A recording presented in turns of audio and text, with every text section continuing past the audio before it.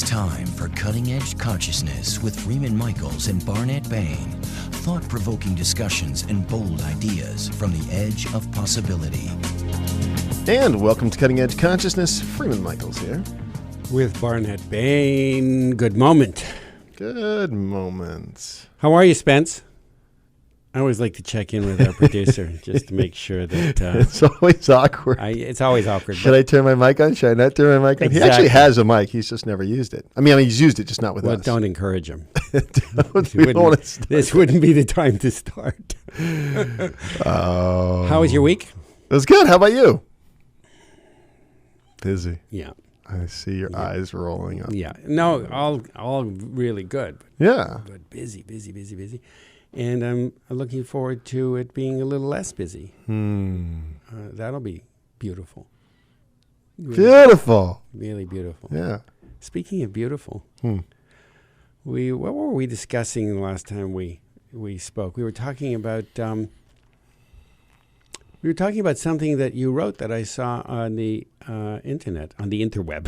On the internet, Facebook. that I liked a lot, that I responded to. Yeah. You pointed out that so much of the punditry that we have, particularly in this area that we love to talk about on this program, there are so many pundits and teachers that it creates self-perpetuating hierarchy of pundits and students, and people don't always, they can, but they don't always grow into enough of a sense of comfort with themselves that we can break out of that mold. Yeah. There's a couple of things I referenced. The term workshop junkies, which is a little bit biting. If I just take this one more workshop, I will find the last thing that's going to make all the difference in my life. And it's can be, not always, but it certainly can be a codependent relationship. I have a problem and I need somebody to fix me. Yeah. It certainly can and be. even the platforms that we develop where we become over-identified with our process and we're constantly, going into coach mode or teacher mode or, my wife likes to say to me, Freeman, I'm not a client. Talk to me, just talk to me. Leave the jargon alone. Don't fix me. Yeah, don't fix me. Don't analyze me. And that there's a real sinking feeling on the other side of that because I would never want to think that I'm doing that, But of course, sometimes I slip into it. So this whole idea of backing off the technique, backing off the identifying with transformational work or transformational trainer or transformational coach for me is really valuable, and putting it down and trusting that there's enough, and even in the work when I'm doing a process, I like to do a tune-up every once in a while and go do someone's workshop or whatever. The going into it open-minded and enjoying the nuances of it, but the energy of, in the past I used to go in with a kind of energy of desperation, like maybe this one will, have the answer, and some of that is fed, that the process, the promise of the process is it's going to fix everything, and that's just not where I'm coming from at this point. Which is beautiful. Where you are coming from, and correct me if I'm wrong, because we never see the world as it is, right? As the poet said, we always see it as we are. So correct me if I'm not seeing it correctly. But you're coming more from not needing to continually excavate what is broken. Oh, well, that's true, for sure. But what is beautiful. And so many are... And so much of my life has been focused on finding what really matters in the struggle. And we've nobilized so much about, it's part of the mantra of the culture that fail and fail often and fail a lot, and let's look at our problems, and in those problems and in the struggles we can find what really matters. What really matters, and what really matters is love or connection or my health or whatever it is that matters to you. So that it takes irising down to struggle and pain in order to find what matters. What is beautiful and good and true. But the flip side of it is you could just go to what is beautiful, good, and true, so we can learn either through great pain or we can come to the same gorgeous place of empowerment through exploring great beauty. That I think that's the territory that many of us haven't necessarily traversed as much. We're comfortable in the. Let me go back for a second, because the excavating is important, in my opinion. Yes. It's like there's some excavating that's required. So the first stage, we're avoiding failure, we're avoiding pain, and then to start doing transformational work and start to realize, oh, my failures are part of the learning. I get it. And oh, my pain, if I can embrace it, I feel more profound and more alive. But there is a point where it can be exaggerated. And then that's our way in. Like, I go into my pain and I feel authentic and vulnerable and open. Well, then in order to be authentic, do I have to be in pain? This is what I think you're getting to. So while, a way into the deeper threads of my own humanity and the world around me can be through pain. Sure, it can be. But heck, it can also be through beauty, and it can also be through joy and ecstasy and well, so they forth. both take you to the same place. Yeah. They both take you to what is beautiful and good and true. Even in the darkest pain, we find what matters, and what matters is love and connection.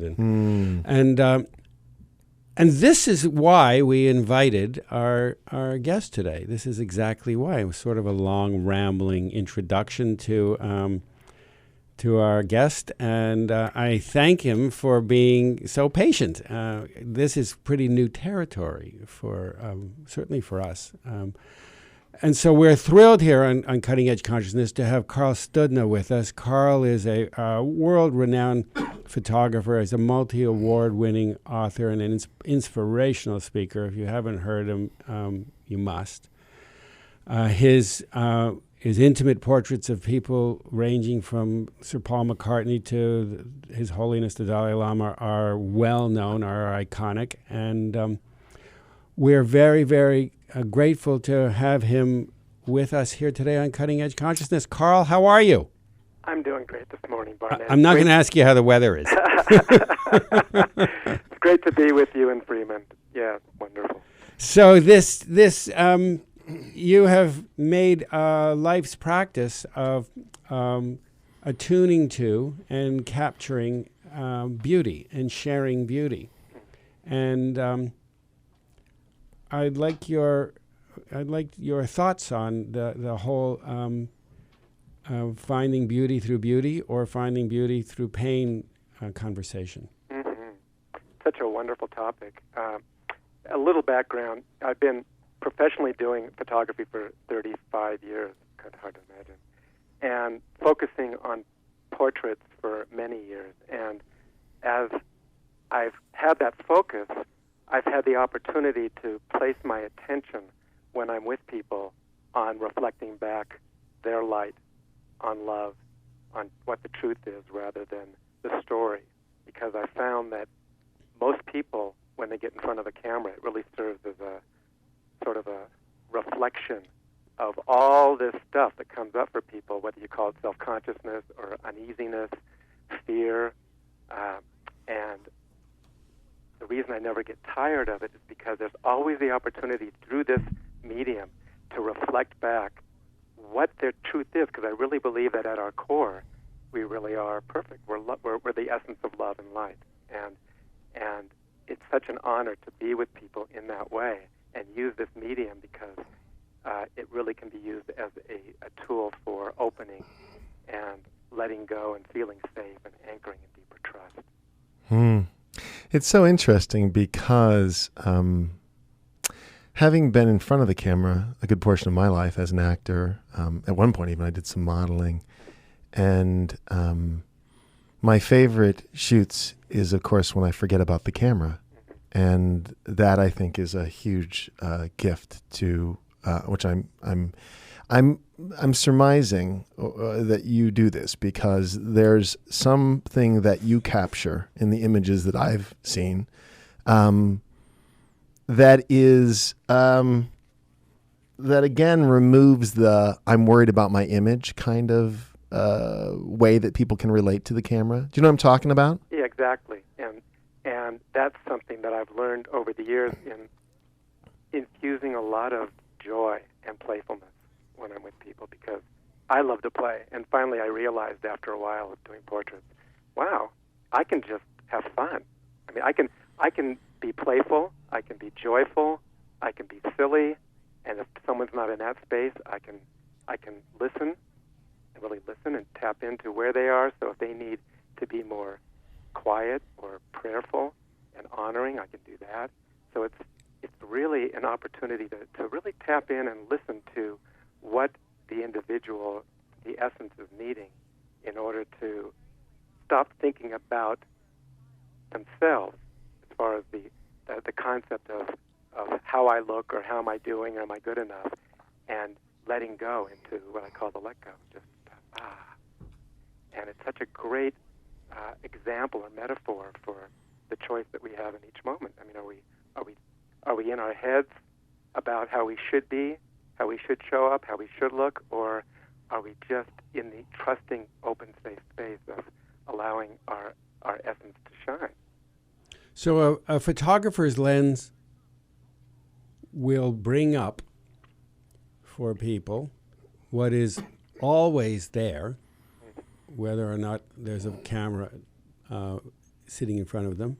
What is always there is some degree of willingness or unwillingness to be seen, to be seen by others.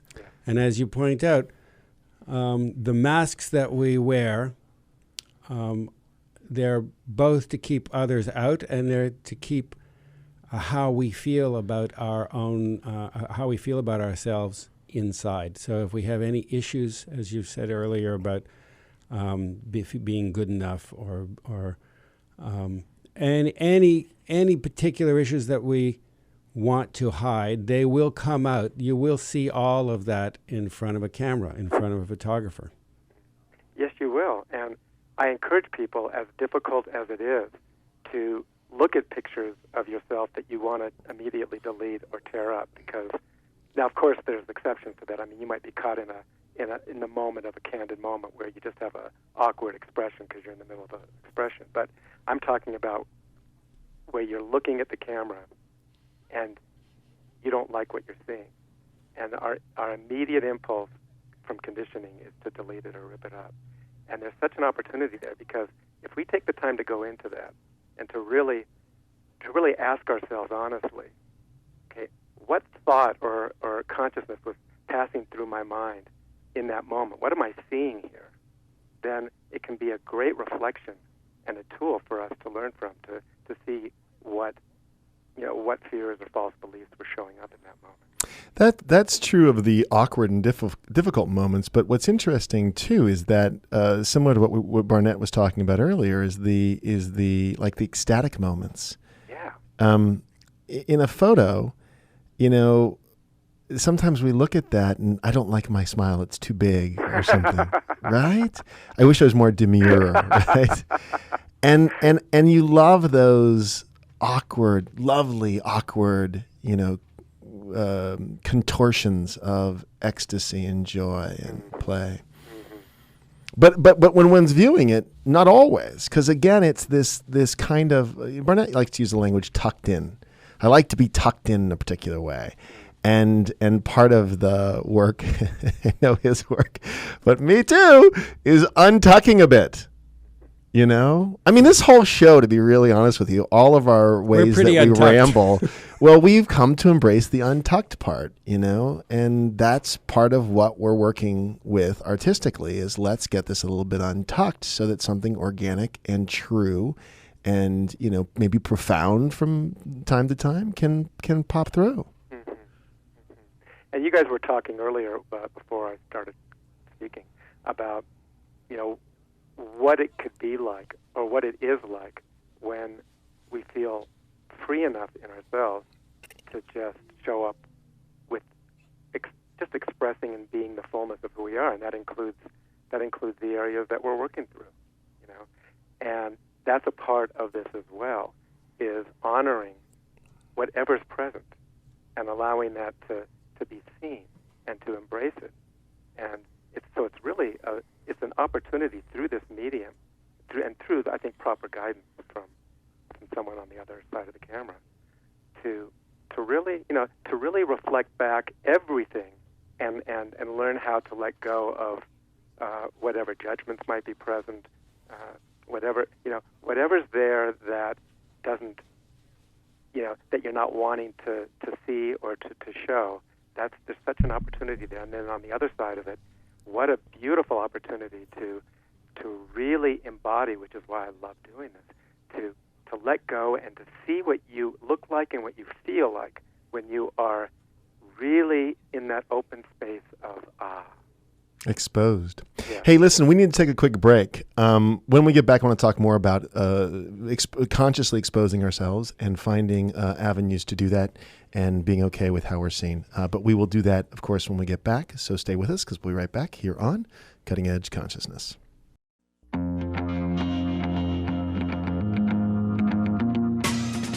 Welcome back to Cutting Edge Consciousness, thought-provoking discussions and bold ideas from the edge of possibility.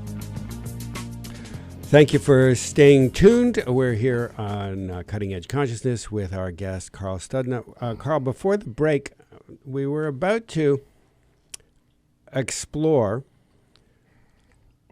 the qualities, what it is that makes authenticity and vulnerability so beautiful and so attractive.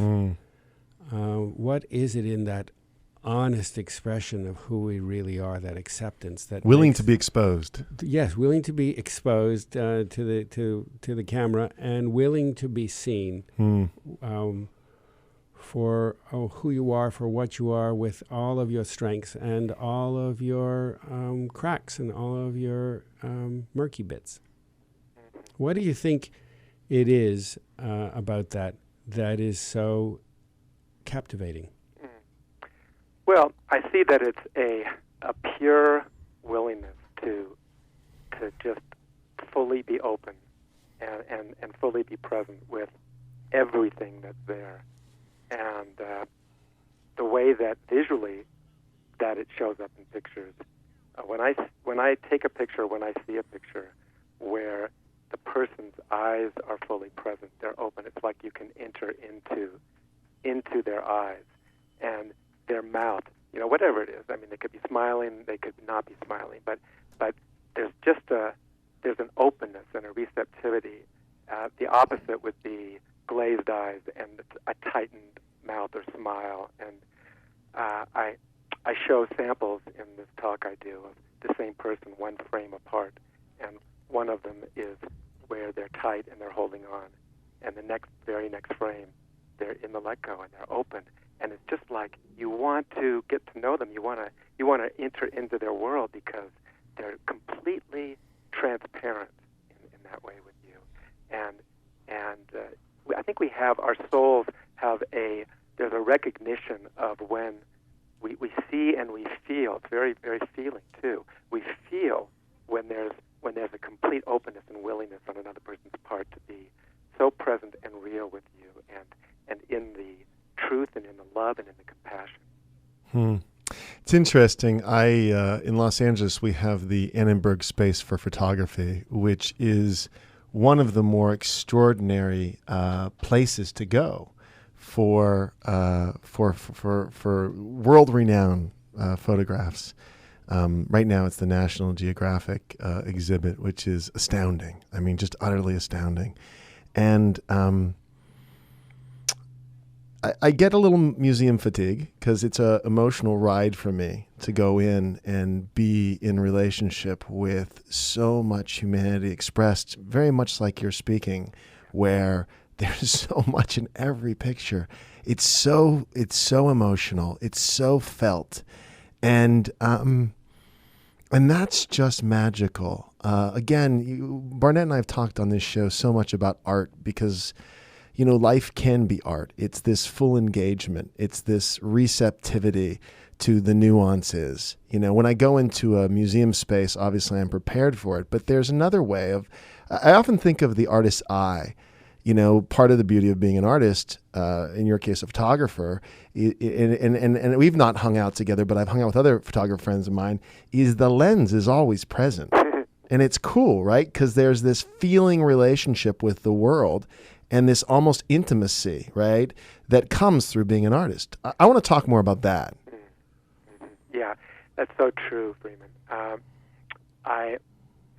I'm always looking through that lens, that purview of not just framing, not just composition, but it's more the sensitivity to light. Now I'm getting a little out there now, but I really see, and I've grown to experience the truth of this, that the outer light, when like photographers, artists, when they're taking a picture or painting a picture, you're often looking for the sensitivity of the light and how striking it is when the light filters through into the darkness and it illuminates everything. And I really feel, this is my truth, that the outer light and the inner light are the same thing, and that we are touched when we see it visually. There's something in us that's evoked, and it just hits a core of truth and an openness and a receptivity and like feeling the sacred. And that's what my attention is pretty much always on when I'm looking around. It's just fine-tuned to how the light shows up in each situation. How beautifully said. That's awesome. I've felt for some time now that one of the qualities of beauty is that beauty integrates dark and light. And when you speak, and because I'm familiar with your photography, I experience that. I mean, that comes alive for me. I love just the following the light, tracking the light. It may be a weird thing to say, but in the Christian tradition, of course, Jesus said, "I am the light, and he who follows me will have the light of life." And of course, the replacement is that Jesus is just love. So love is the light of the world, and he who follows love will have the light of life, right? Right. Which kind of takes it out of the religious context and puts it more in the spiritual realm where we can, for me, it's more accessible. You're talking about the very last chapter of my book, which I quote. I give that quote, but I say, "You are the light." You are the light. Yeah. That's beautiful. Hey, tell us more about the book, because that's so appropriate. What's been going on with that? Well, it's called Click, Choosing Love One Frame at a Time. And from the subtitle, you can tell it's really about what we're talking about. And, the whole book is really just awarenesses that I've gleaned over my practical entire life of shooting pictures and refining and really recognizing that every click can be seen as a great metaphor and truth for where our attention is or where our consciousness is in each moment. Because not just for the person who's having that picture taken, but for the photographer, because we're always whether we're aware of it or not, every moment of the click, we're making a choice. And I see that the choice is that very simply, we're either choosing to embody the truth of all that love is and the presence of what love is, or we're caught up in some fear, which we could call separation or self-consciousness or pain, whatever we want to call it. So there's a blend of stories that I've shared and short stories from other authors and pictures in it that correspond to the stories, and I'm very proud of it because it really reflects my, I guess, part of my purpose in this life and how I've learned through this medium to, to show up and to reflect back, if we can call them truths, through this medium. I love it. I love the idea of seeking beauty. There's a couple of metaphors in here: seeking beauty, and really in everything, and having the frame of reference, as it were, literal frame to be able to see it and capture it and express it or reveal it or reflect it, or whatever the language is for that. So the metaphor for me is pretty precise. Yeah. Yeah, and you were referencing earlier that going to the museum, and of course some of the pictures are what we would call beautiful and some are painful. Big time. And but it brings up for me the thought, the idea that there's beauty in seeing the pain, and we call it beauty, but we could call it compassion. We could call it opening our hearts up to greater understanding of the human condition and bringing love there. So it's... There is for the beauty seekers, because this is that's what we are. I mean, we're beauty seekers, that's the artistic perspective. That's the light. That's the light. That's the love. That's the love. And even in the shadow stuff and the stuff that gets, I started off kind of self-revealing that I don't like when I see myself in a particular way, but I still love myself. Exactly. Well, we go so deeply into the shadow stuff, into the constrictions, and we feel more and more pain, and then we long for what is real. We long for the beauty. We long for the connection. We long for the meaning. We long for the intimacy. We long to be seen. Yeah, and I had a huge opening in that area when I went through, and I know you guys are very familiar with it, went through the University of Santa Monica Spiritual Psychology program. Yes, very, very familiar. And through that program, 2 years of intense inquiry and opening, self-inquiry, I'd say the greatest gift for me was just having more compassion for my life journey and really allowing it to be more okay and embracing what we call the shadow side or the parts that I've been working through and that I've had judgment about and the ability to how quickly can I recognize them and then let go of the judgments that I've been holding on to about those.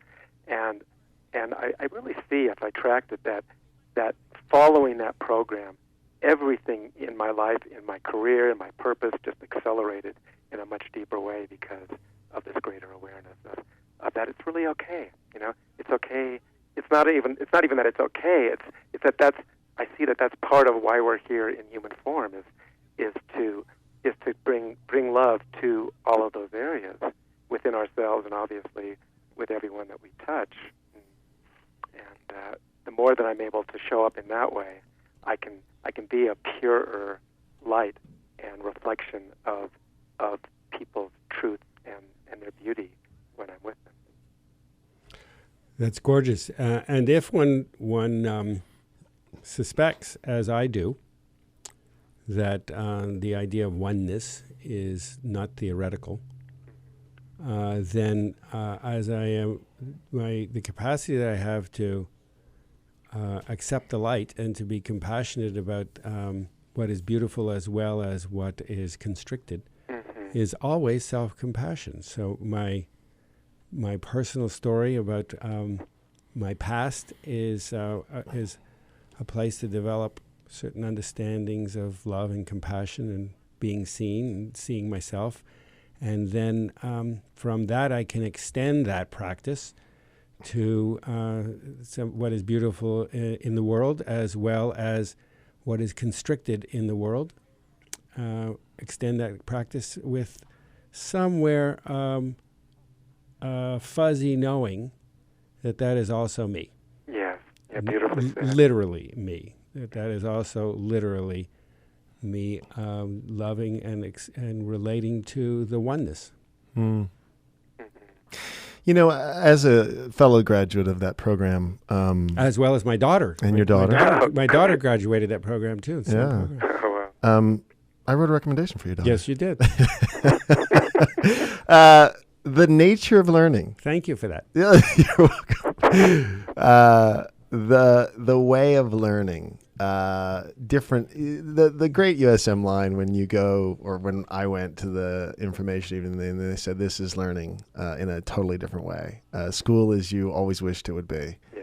And it is one of the great things about that program is going, okay, this is a different way of learning. Like I remember my first day of my first weekend there.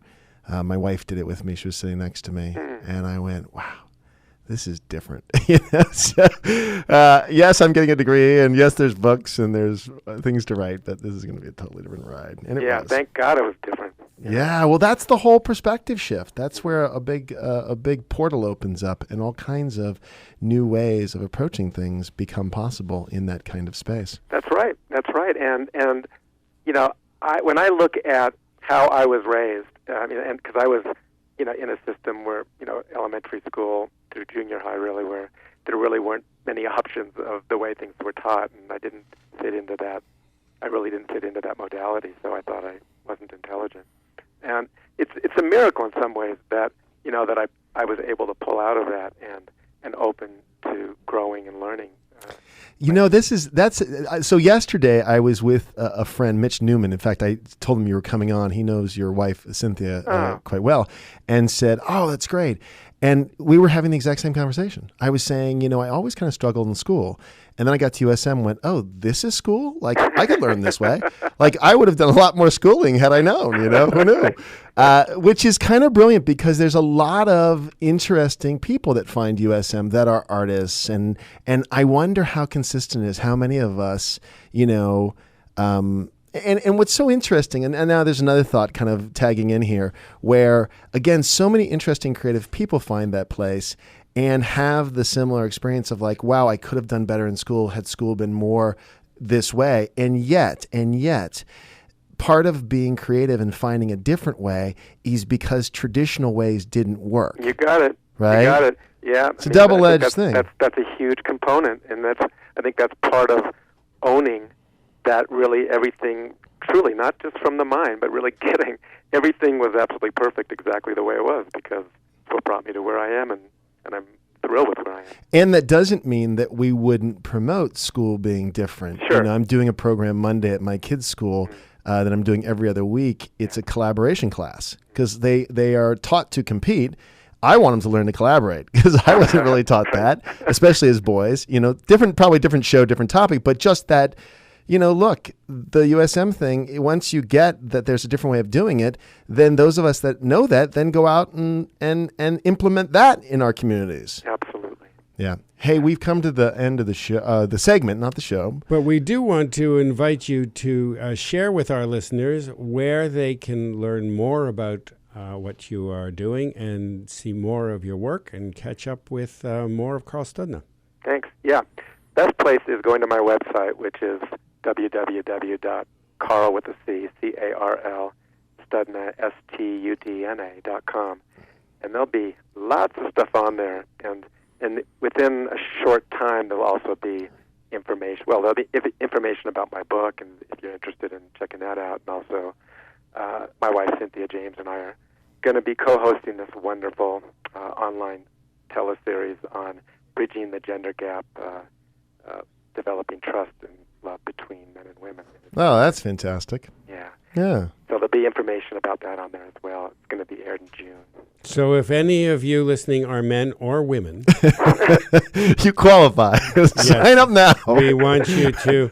I'll even write you a letter of recommendation if you need it. We want you to follow up on this. This information will also be on the Cutting Edge Consciousness website. And Barnett and I will be back after the break to wrap this up. So stay with us here on Cutting Edge Consciousness.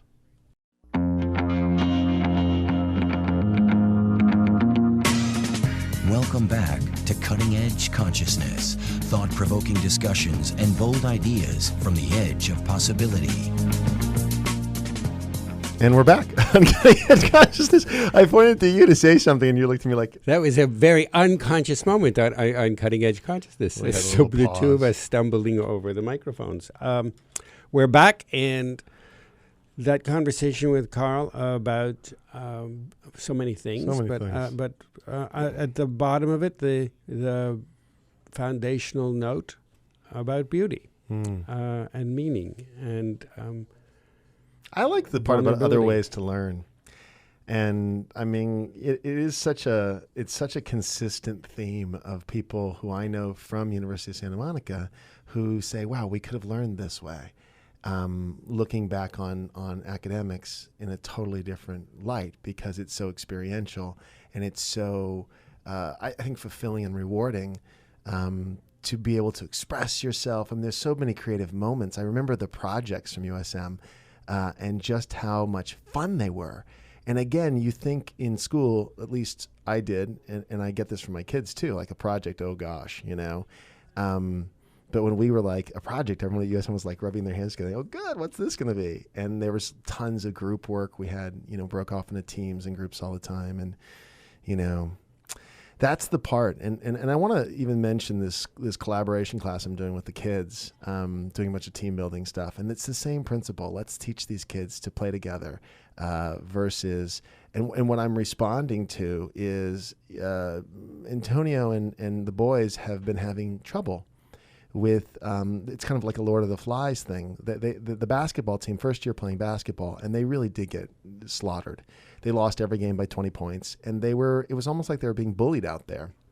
And I remember one game where the coach kept putting pressure on, and these kids were actually fouling our kids, and the ref wasn't calling it. And I was like, so you're crushing our kids, and you're actually teaching them how to play the game incorrectly.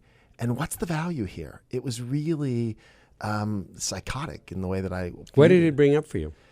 Feeling dominated, and I really reacted. I had to leave. I got so overwhelmed with the process, and I found myself yelling at the ref, call the foul.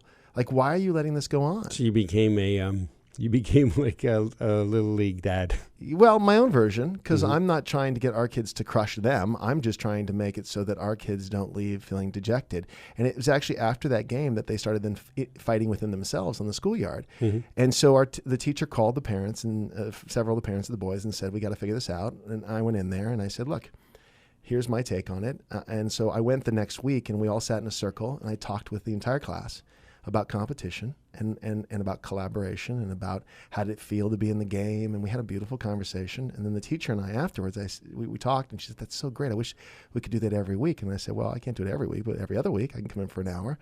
Why don't we do collaboration? Why don't we do some exercises and some games and teach these kids another set of skills that are, in my mind, more valuable than learning to compete in life. So beautiful. Yeah. It's kind of one of those things I felt, I still feel really compelled to follow through on, because it matters to me, I don't want to put you on the spot unless you're willing to be put on the spot.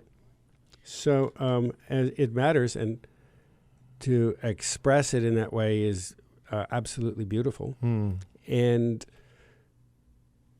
that it is a theme, a life theme. Totally. So at some point in your own awareness of why is that so strong a theme in your awareness? Why is it, we carry these imprints and lens through them. So not to say in any way that your reaction and response to the circumstances was anything but beautiful. In addition to it was messy.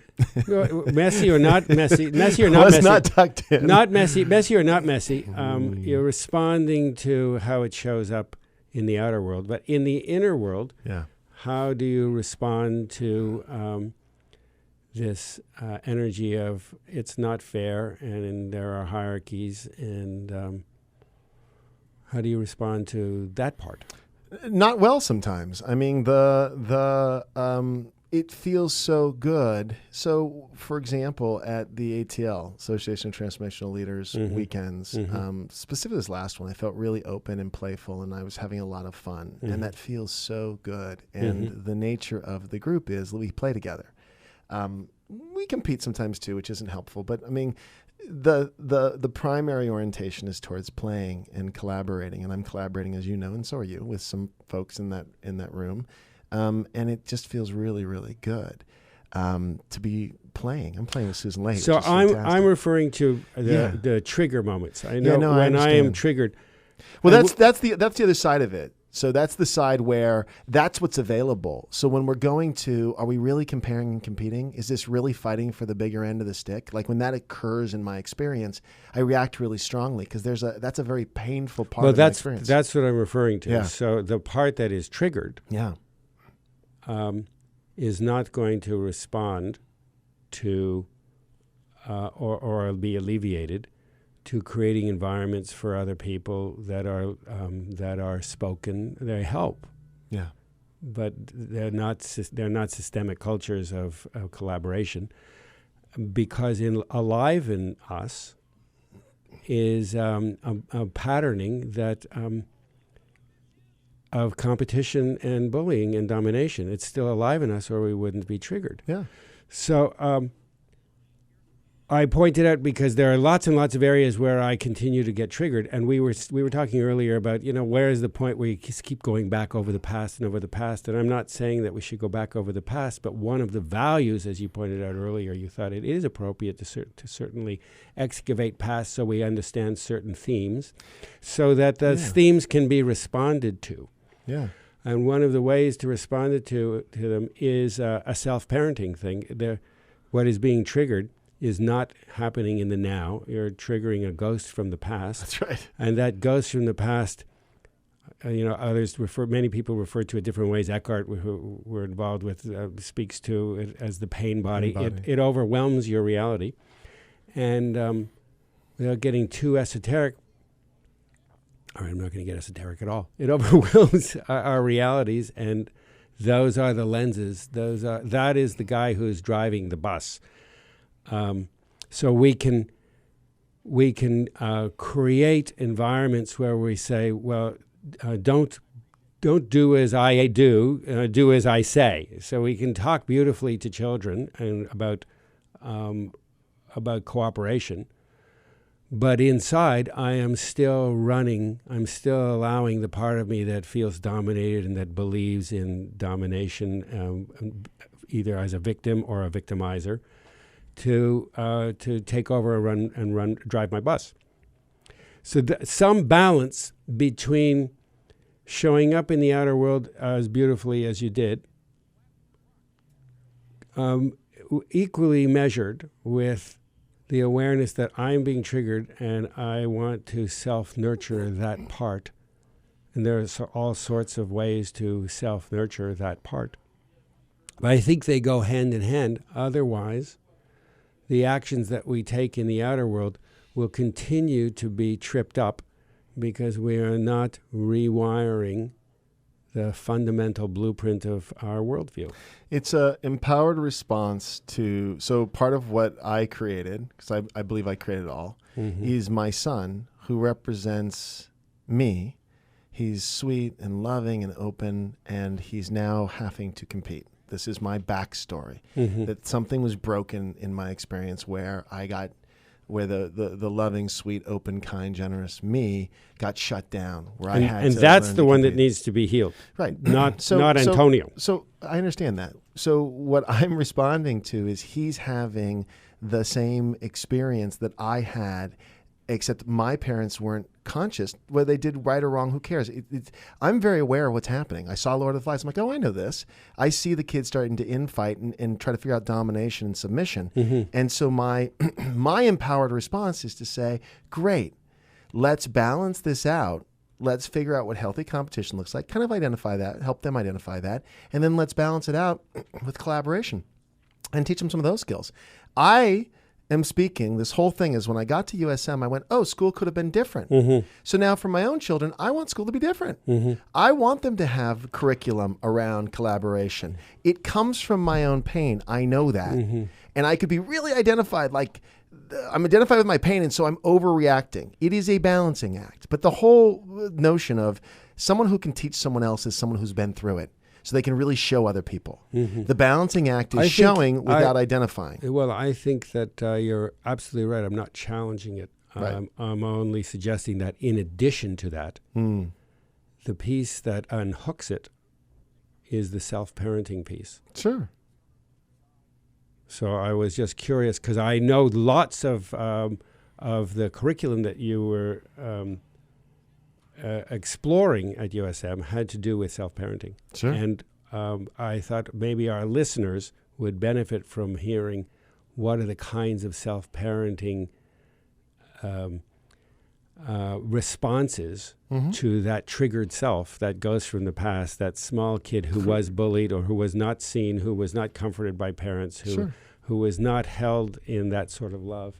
What kinds of responses are available to self-parent that I'll answer that. inner kid? So quick with compassion, that there's we go back to the RAIN acronym that Tara Brach brought up: recognize, accept, investigate, and I would bring up the second I would really be integrate, allow for the part of me, and then not identify. So relate to. So the first thing is just to be aware, I'm triggered. And then accept, like, this is that part. I get it. And then investigate, like, okay, so what's going on? How do I want to be with the part of me that's triggered right now? Not identifying. Identifying is jumping on the making something wrong or right.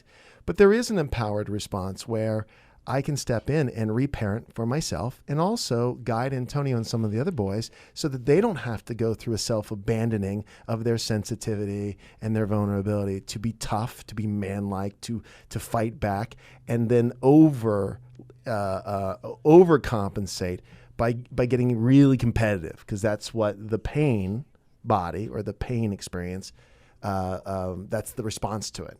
Does that make sense? Absolutely. Absolutely. So thank you for that clarification, for that add-on. Clear as a bell. For that add-on. Well, I think now that, we've made it clear, we've come to the end of our time together. And so we thank you, listeners and watchers, for being with us for another edition of Cutting Edge Consciousness. We hope that you'll come back next time. And if you enjoy this program, there are many others like it in our archive, and like us on Facebook, like us to your friends, like us. We like to be liked. Thanks so much. We'll see you next time. Thanks for watching.